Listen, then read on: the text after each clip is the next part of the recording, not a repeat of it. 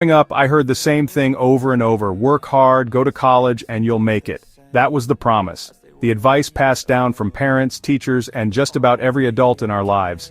It was supposed to be a simple formula for success. That was the deal. The American dream. The idea that if you put in the effort, you'd be rewarded with stability, comfort, and a sense of belonging in the middle class. But these days, that dream feels like a fairy tale. For so many of us, it's become something we hear about in stories, not something we actually experience. If you're a millennial like me, you know exactly what I'm talking about. We grew up believing in that dream, only to find out the rules had changed by the time we got there. Let's break it down. Let's really look at what's changed, and why so many of us feel like we're running in place. The middle class used to be the backbone of America. It was the standard, not the exception. Most families could count on a decent life if they worked hard: stable jobs, home ownership, a little savings, maybe even a family vacation once in a while. There was a sense of security, a belief that things would get better for the next generation. My parents could do it on one salary, my mom stayed home with us, and my dad's job paid the bills. That kind of life feels almost impossible now.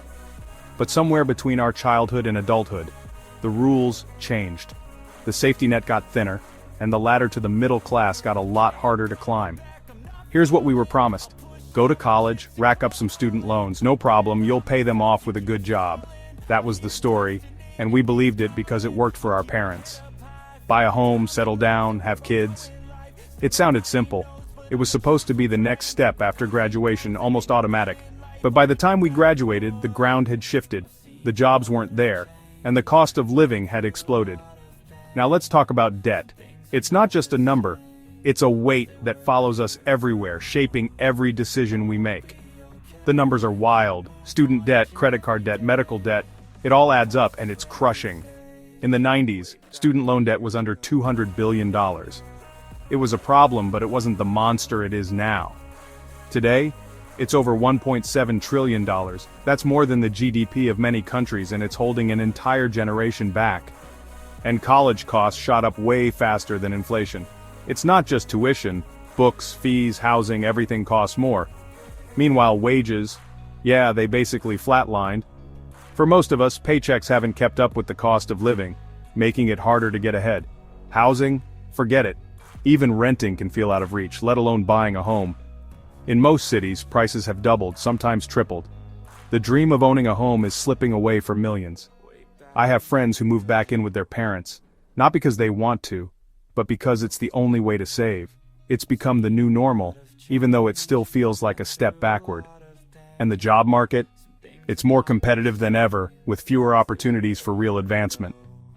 It's a maze of short-term gigs, contract work, and side hustles. Full-time jobs with benefits are rare, and job security feels like a thing of the past. Stability and benefits feel like relics from another era.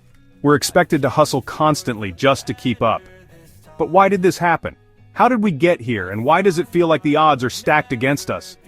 It's a mix. Jobs shipped overseas, robots replacing people, and policies that made the rich richer while everyone else just tries to keep up. The world changed fast, and we're still catching up. Tax breaks for the wealthy, weaker unions, sky-high healthcare and education costs. All that pressure lands right on us. It's like we're carrying a load that keeps getting heavier. What does it mean for millennials?